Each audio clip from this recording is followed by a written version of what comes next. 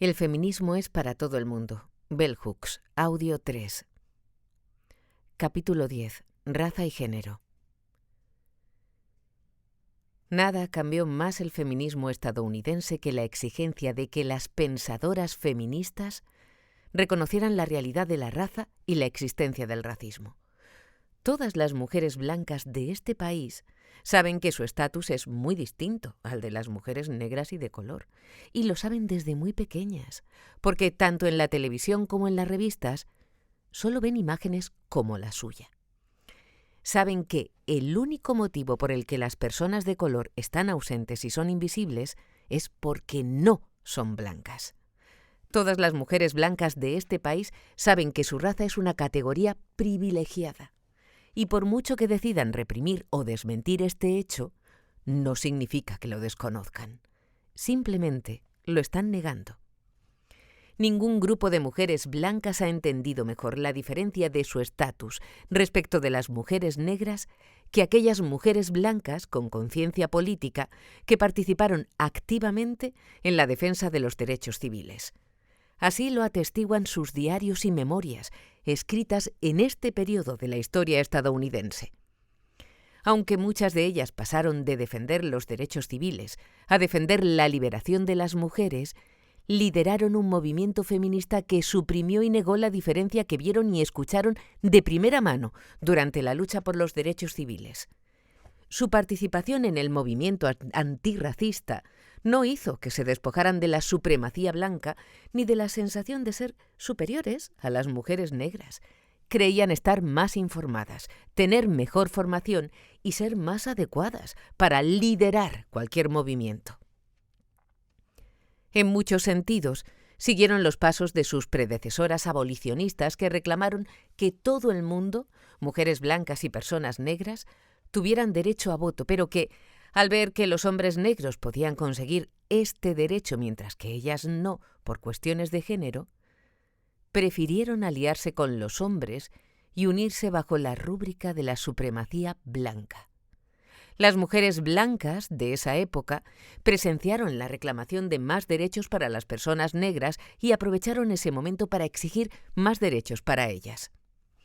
Algunas de estas mujeres afirman que, gracias a la lucha por los derechos civiles, se hicieron conscientes del sexismo y la opresión sexista. En este contexto, se podría pensar que su conciencia política recién descubierta se habría transmitido a su teorización del movimiento feminista contemporáneo.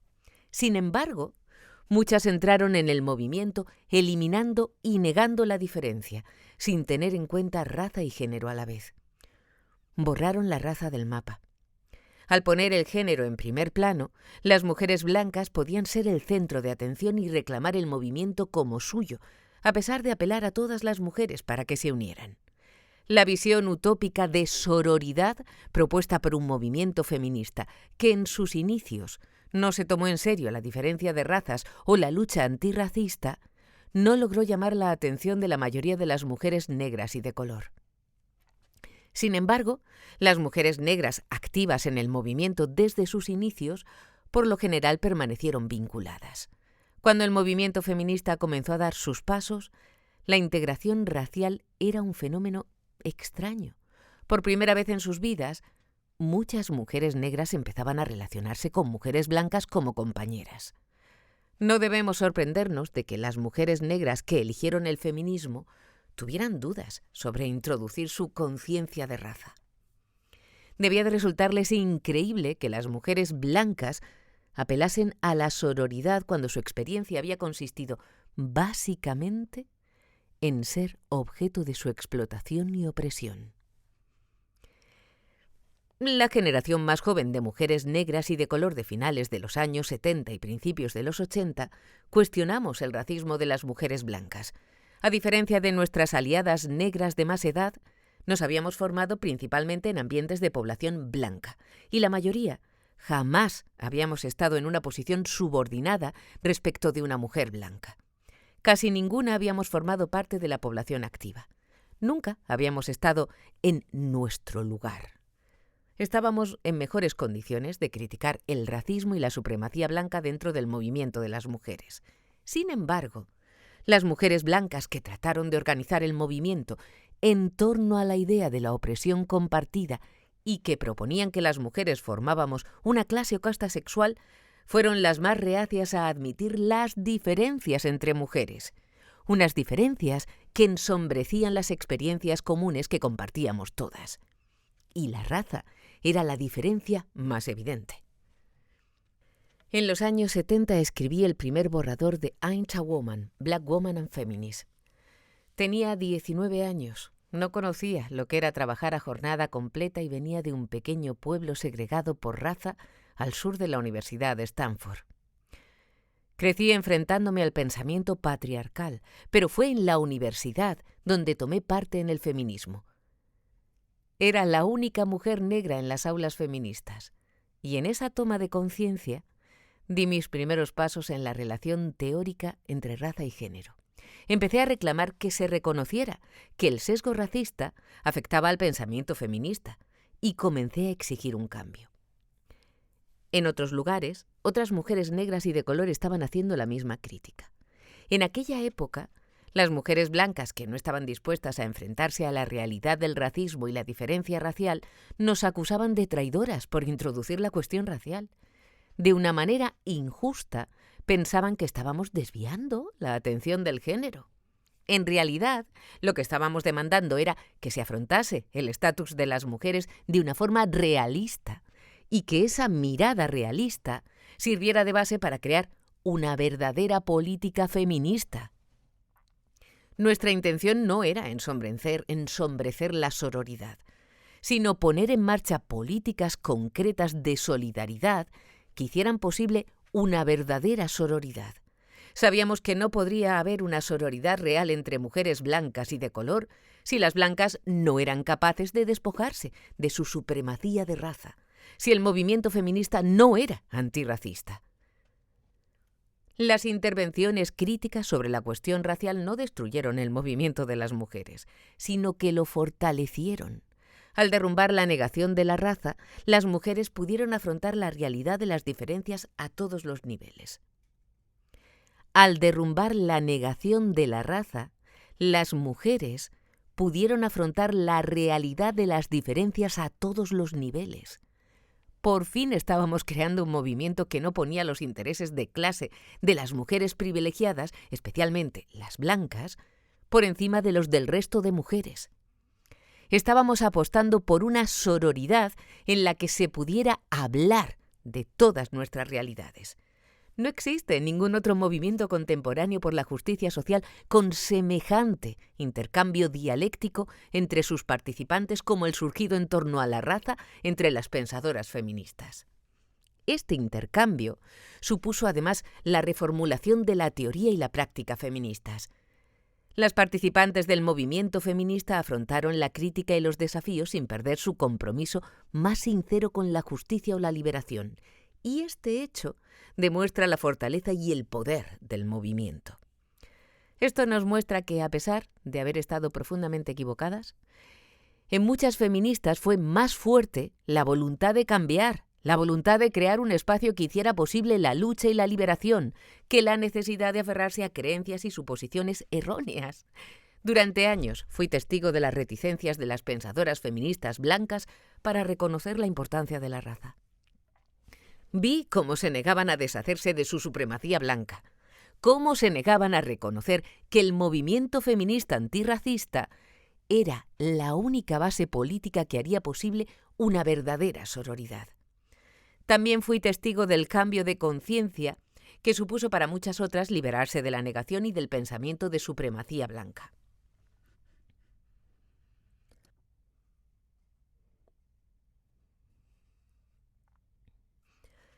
Estos cambios tan increíbles me hacen recuperar la fe en el movimiento feminista y refuerzan la solidaridad que siento hacia todas las mujeres. En términos generales, el pensamiento y la teoría feminista se han visto beneficiados por todas las intervenciones críticas en torno a la cuestión de la raza. El único ámbito problemático es trasladar la teoría a la práctica. Si bien las mujeres blancas han incorporado el análisis de raza en gran parte de sus análisis feministas, Lo cierto es que esta perspectiva no ha tenido un gran impacto en las relaciones cotidianas entre las mujeres blancas y las de color. Las interacciones antirracistas son difíciles en una sociedad que permanece segregada por cuestiones de raza. A pesar de la diversidad de los entornos laborales, la gran mayoría de las personas se siguen socializando únicamente con otras de su mismo grupo. La combinación de sexismo y racismo crea a su vez una serie de barreras muy dañinas entre las mujeres y las estrategias feministas para evitarlo no han sido muy útiles hasta la fecha. Las mujeres blancas y las de color que superamos las dificultades y creamos espacios donde pudieran surgir vínculos de amor y solidaridad política, debemos compartir los métodos y las estrategias que utilizamos con éxito. Prácticamente no se presta ninguna atención a la relación entre las jóvenes de distintas razas.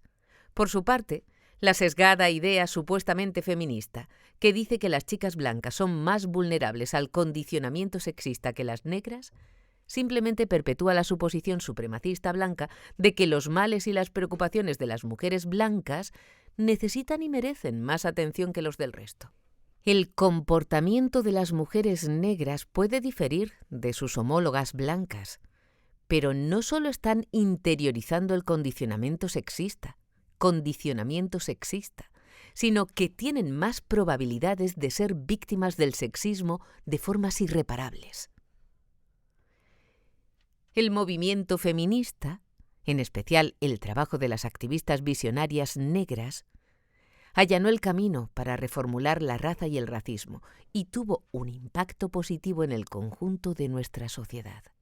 Sin embargo, los análisis sociales más amplios no suelen tener en cuenta este hecho.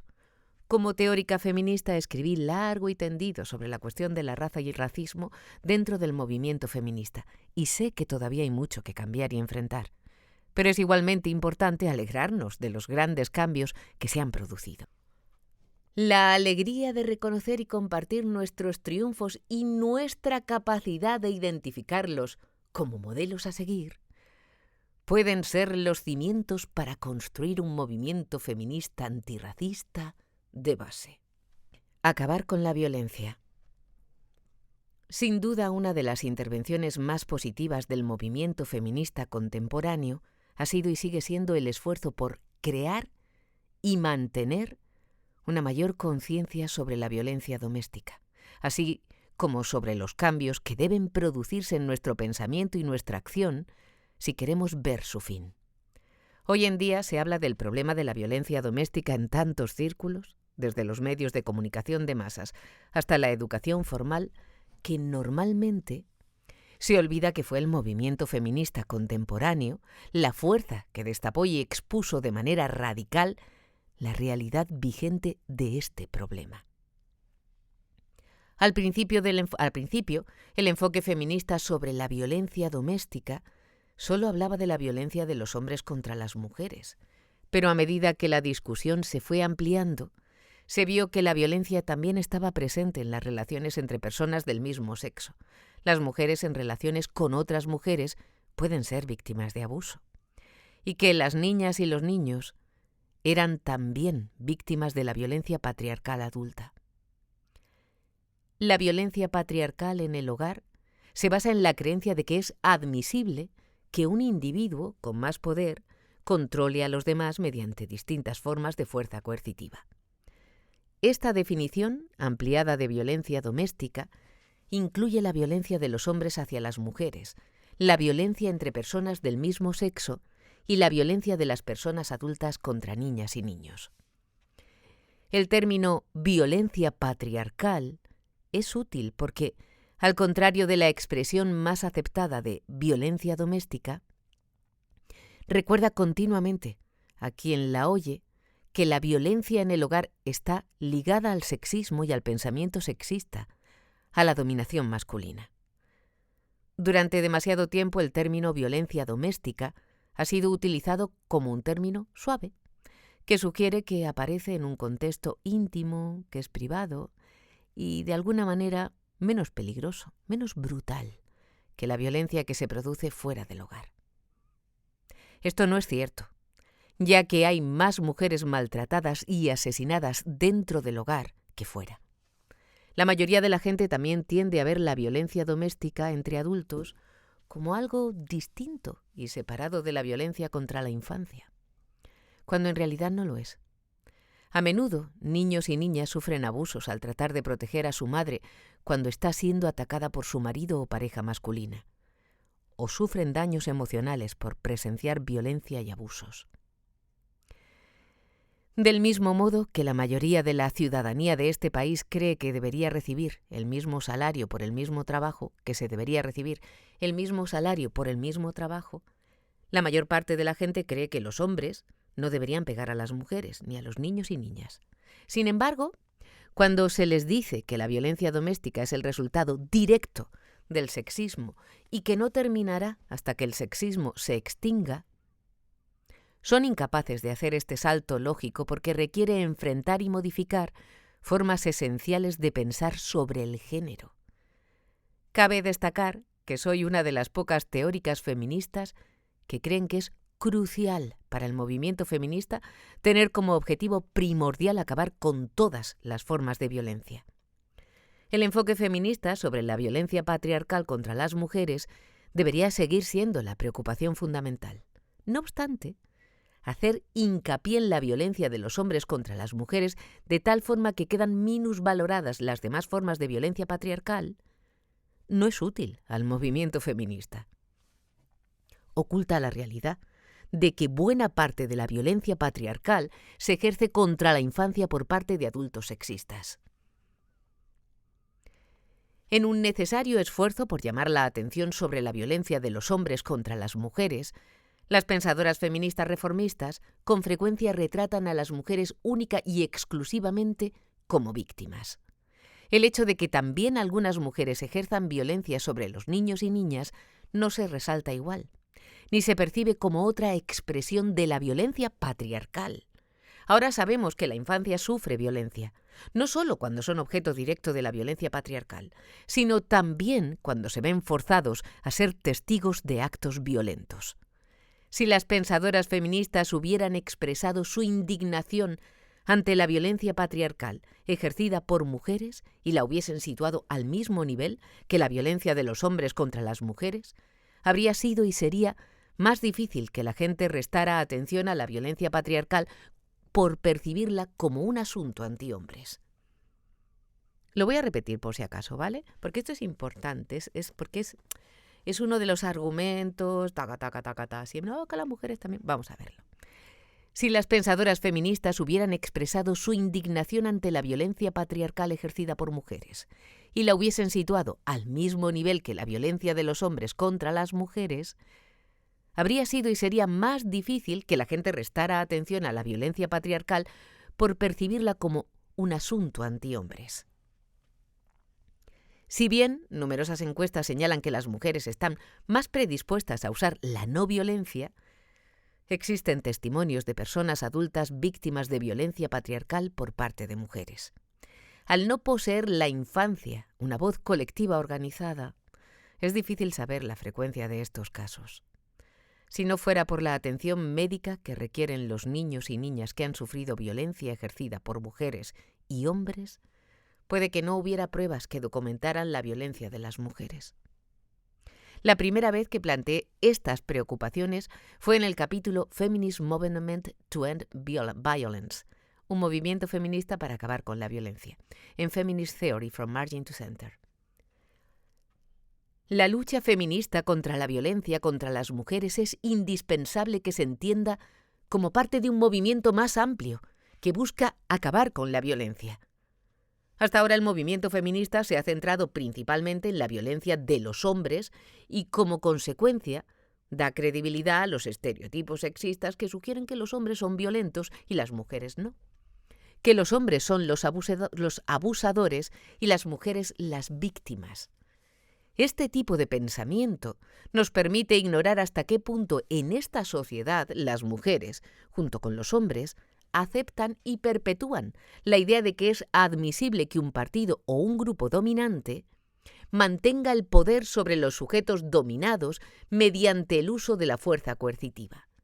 nos permite pasar por alto o ignorar hasta qué punto las mujeres ejercen autoridad coercitiva sobre otras personas o actúan de manera violenta. El hecho de que las mujeres no cometan actos violentos con tanta frecuencia como los hombres no niega la realidad de la violencia de las mujeres. Si queremos eliminar la violencia, debemos ver tanto a los hombres como a las mujeres de esta sociedad como grupos que apoyan su uso.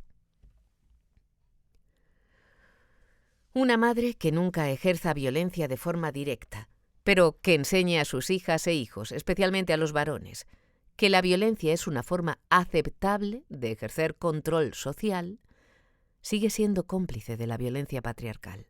Su forma de pensar debe cambiar. Está claro que la mayoría de las mujeres no usa la violencia para dominar a los hombres, aunque un número reducido de mujeres golpea a hombres a lo largo de su vida. Pero muchas mujeres creen que una persona que tiene autoridad tiene derecho a usar la fuerza para mantenerla. Una inmensa mayoría de los padres y madres utilizan alguna forma de agresión física o verbal contra niños y niñas. Como las mujeres siguen siendo las principales cuidadoras de la infancia, y en ese contexto nuestro sistema jerárquico y nuestra cultura de la dominación da poder a las mujeres, como en la relación materno-filial, estas usan con demasiada frecuencia la fuerza coercitiva para mantener el control. En una cultura de la dominación, todas las personas son socializadas para ver la violencia como un modo aceptable de control social. Los grupos dominantes mantienen el poder a través de la amenaza, se lleve o no a la práctica, de que se aplicará un castigo violento, físico o psicológico cuando las estructuras jerárquicas establecidas se vean amenazadas, ya sea en las relaciones entre hombres y mujeres o en los vínculos materno o paternofiliales.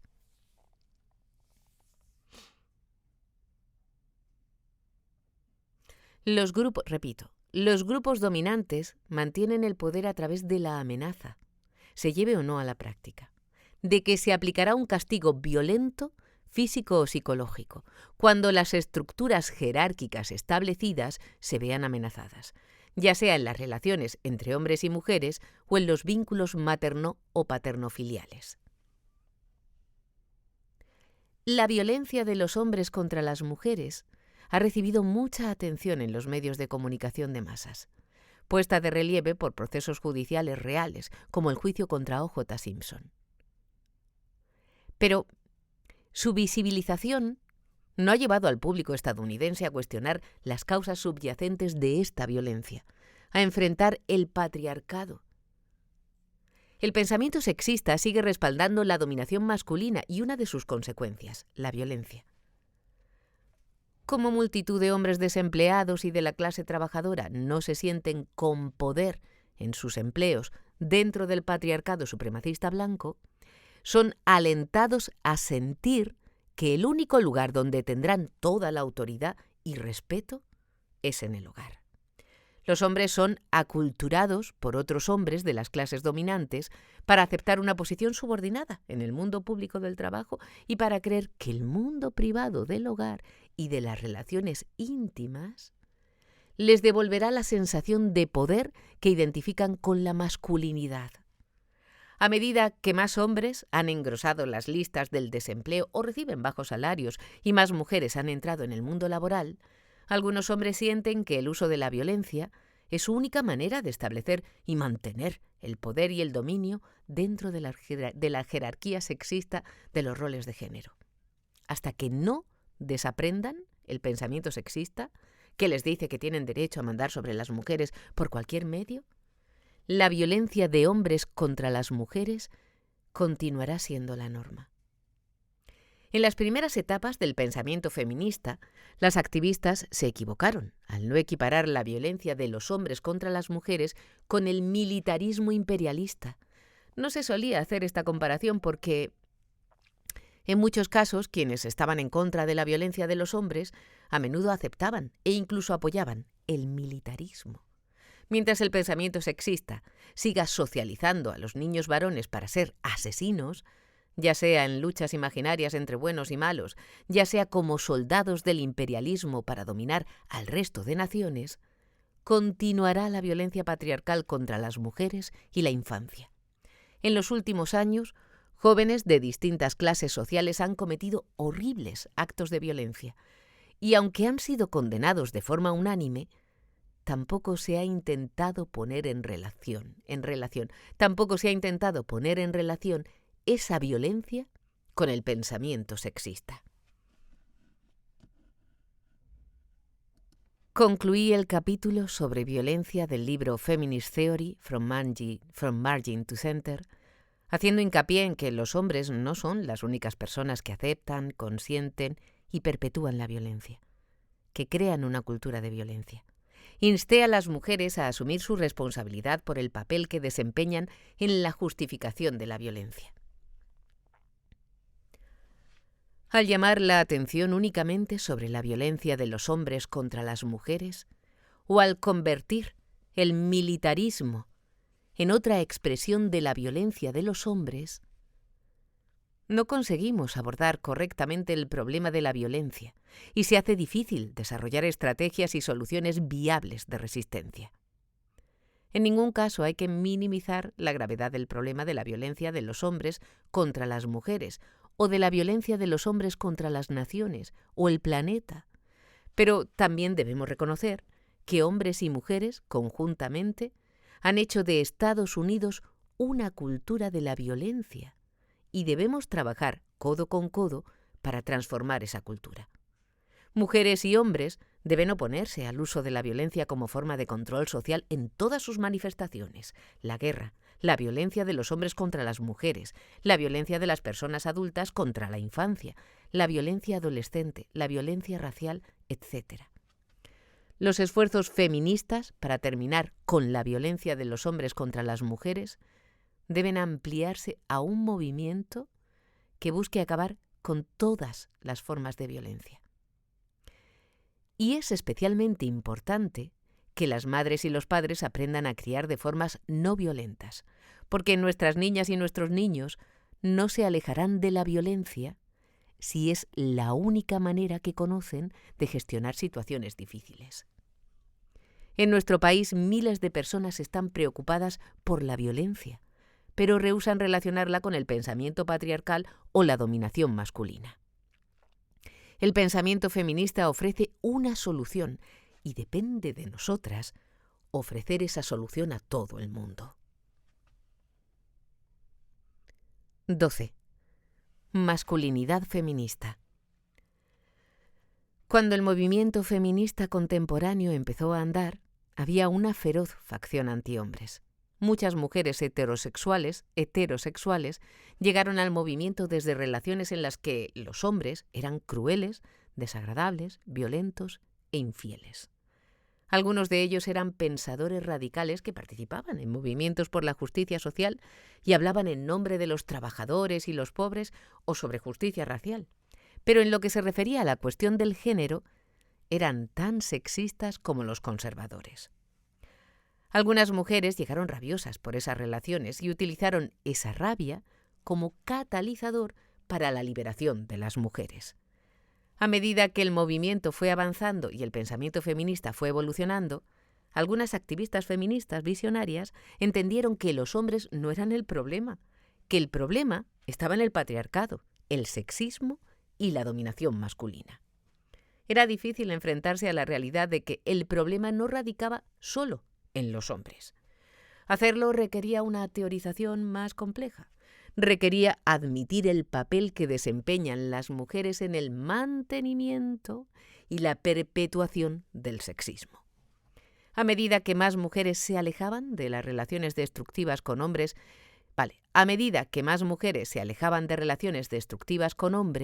era más fácil ver la imagen completa.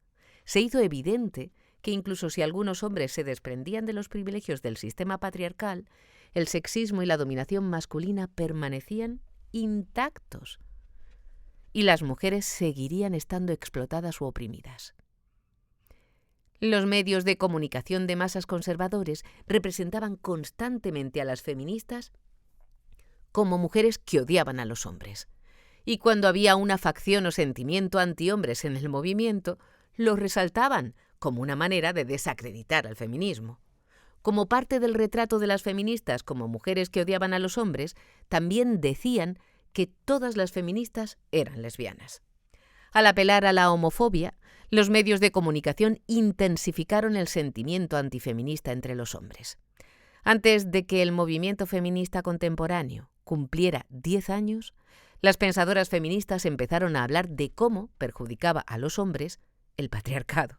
Sin modificar nuestra encarnizada crítica a la dominación masculina, la política feminista se amplió para incluir el reconocimiento de que el patriarcado arrancaba a ciertos derechos a los hombres al imponerles una identificación masculina sexista.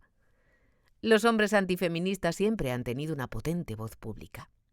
Los hombres que temían y odiaban el pensamiento feminista y a las activistas feministas no tardaron en aunar su fuerza colectiva y atacar al movimiento.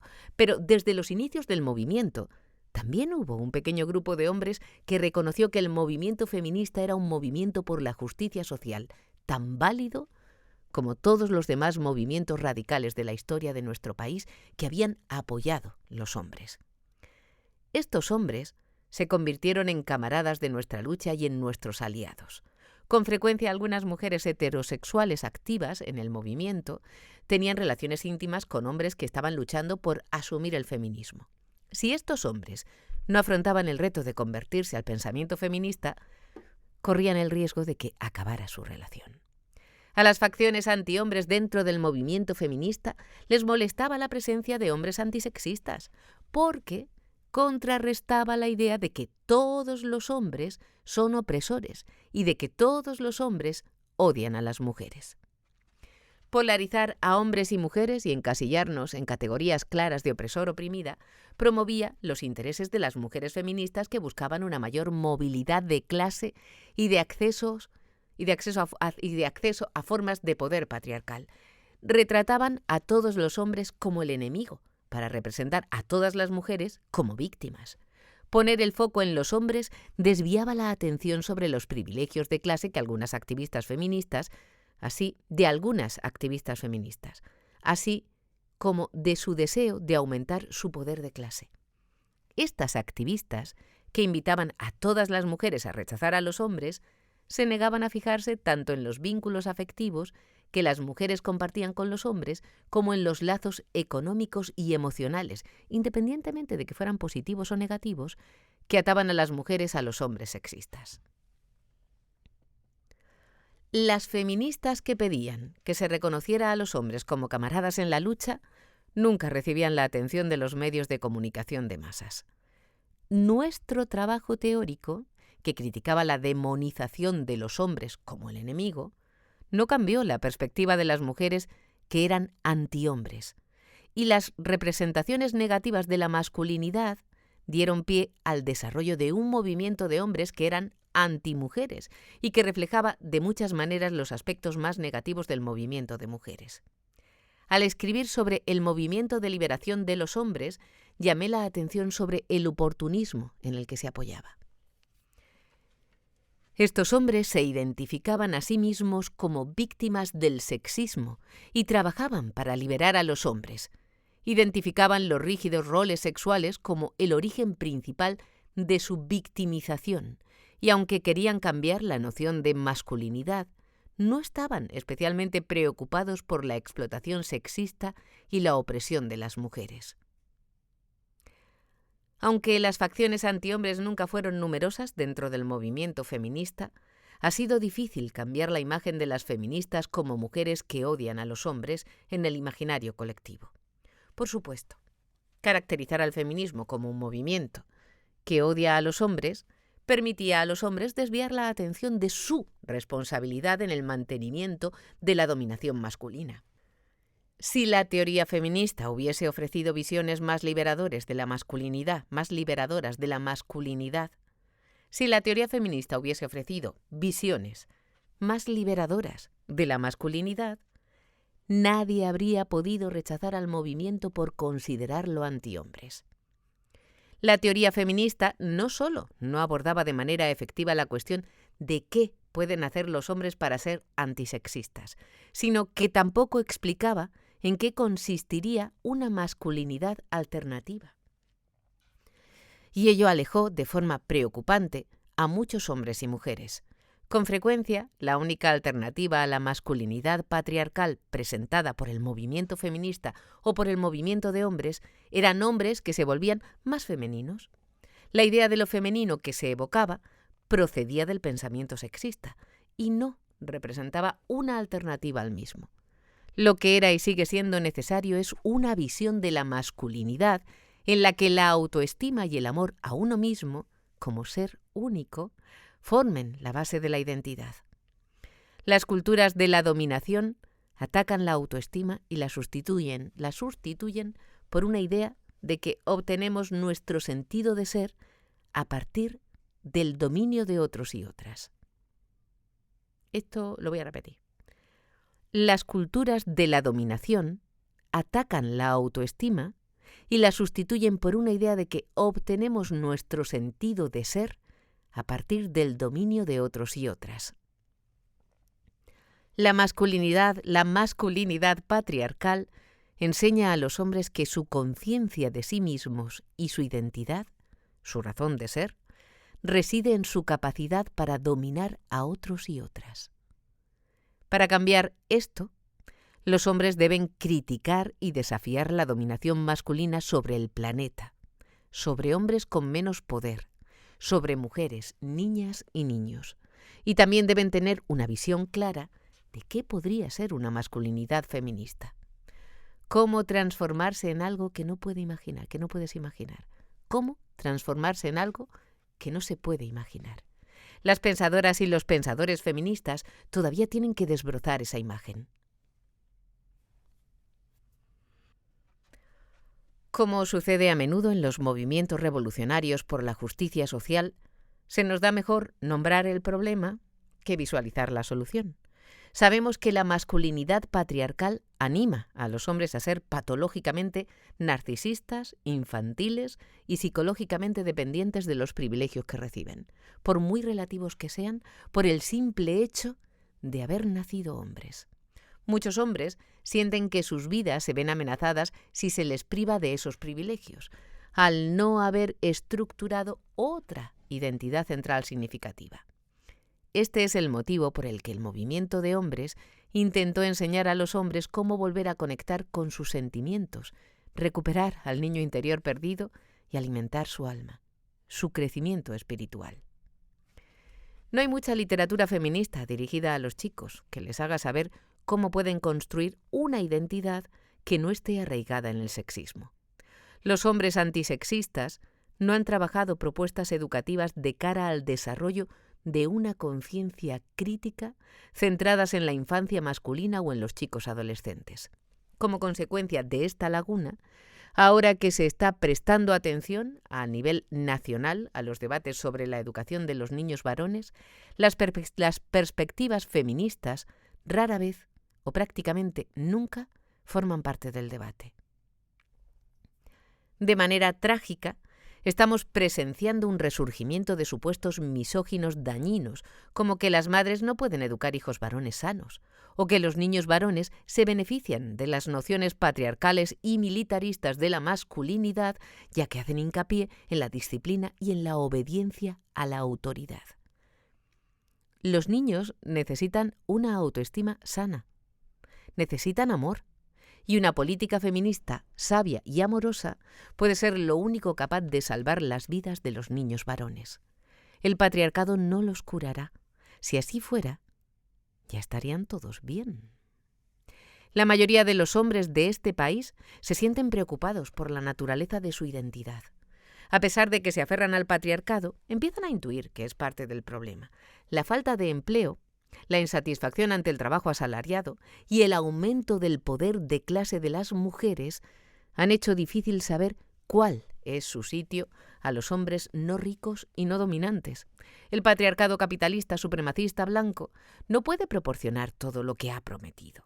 La angustia de muchos hombres proviene de su incapacidad de abrazar las críticas liberadoras que podrían permitirles afrontar el hecho de que esas promesas están basadas en la injusticia y en la dominación, y de que, incluso cuando se cumplen, tampoco conducen a los hombres a la gloria. al criticar las bases de su posible liberación, a la vez que reinscriben las formas de pensar del patriarcado capitalista supremacista blanco que ahogan su espíritu, están tan perdidos como muchos niños. Una visión feminista que incorpore la masculinidad feminista, que acoja a los niños varones y a los hombres y que exija, en su nombre, todos los derechos que deseamos para las niñas y las mujeres, puede constituir un nuevo hombre estadounidense. En primer lugar, el pensamiento feminista nos enseña a todas las personas cómo amar la justicia y la libertad de tal modo que promuevan y reafirmen la vida. Está claro que necesitamos nuevas estrategias, nuevas teorías, nuevos caminos que nos muestren cómo crear un mundo en el que prospere la masculinidad feminista.